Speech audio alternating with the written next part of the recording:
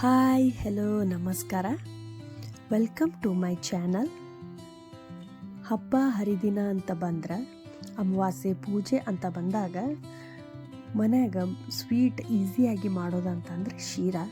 ಇದನ್ನು ಹೆಂಗೆ ಮಾಡೋದು, ಎಷ್ಟು ಈಸಿಯಾಗಿ ಮಾಡೋದಂತ ನಾನಿವತ್ತು ತೋರಿಸ್ಕೊಡತ್ತೀನಿ. ಒಂದ್ಸಲ ನೀವು ಟ್ರೈ ಮಾಡಿರಿ. ಇದು ಹೆಂಗೆ ಮಾಡೋದಂತ ನೋಡೋಣ ಬರ್ರಿ.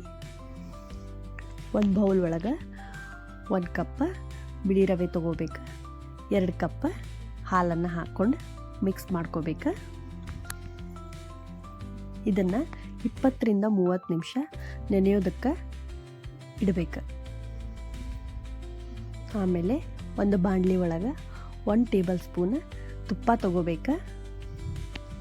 ನಮ್ಮಲ್ಲಿರೋ ಡ್ರೈ ಫ್ರೂಟ್ಸನ್ನು ಅದರೊಳಗೆ ಫ್ರೈ ಮಾಡ್ಕೋಬೇಕು. ಇಲ್ಲ ಅಂತಂದ್ರೆ ಇದನ್ನು ಸ್ಕಿಪ್ ಮಾಡಬಹುದು. ಇದನ್ನು ತೆಗೆದಿಟ್ಕೊಂಡಾದ್ಮೇಲೆ 2ರಿಂದ 3 ಸ್ಪೂನ್ ತುಪ್ಪನ ತಗೋಬೇಕು. ಆ ತುಪ್ಪ ಬಿಸಿ ಆದಮೇಲೆ 1 ಕಪ್ ಸಕ್ಕರೆನ ಹಾಕ್ಕೊಂಡು ಮಿಕ್ಸ್ ಮಾಡ್ಕೋಬೇಕು.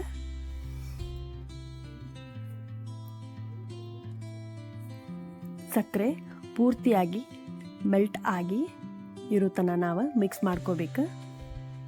ಈ ರೀತಿ ಮೆಲ್ಟ್ ಆದಮೇಲೆ ನಾವು ಹಾಲಲ್ಲಿ ನೆನೆಸಿಟ್ಟಿರೋ ರವಾನ ಇದ್ರೊಳಗೆ ಮಿಕ್ಸ್ ಮಾಡ್ಕೋಬೇಕು.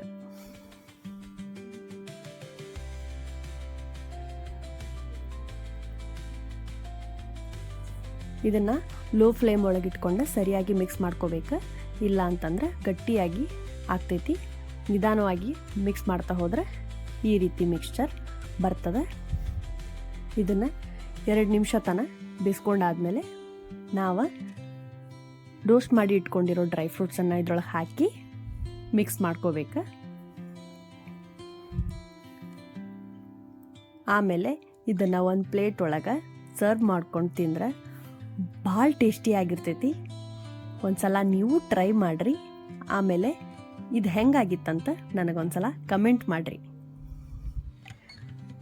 ಮತ್ತು ಸಬ್ಸ್ಕ್ರೈಬ್ ಮಾಡಿ, ಲೈಕ್ ಮಾಡಿ, ಶೇರ್ ಮಾಡೋದು ಮರಿಬೇಡ್ರಿ. ಬಾಯ್.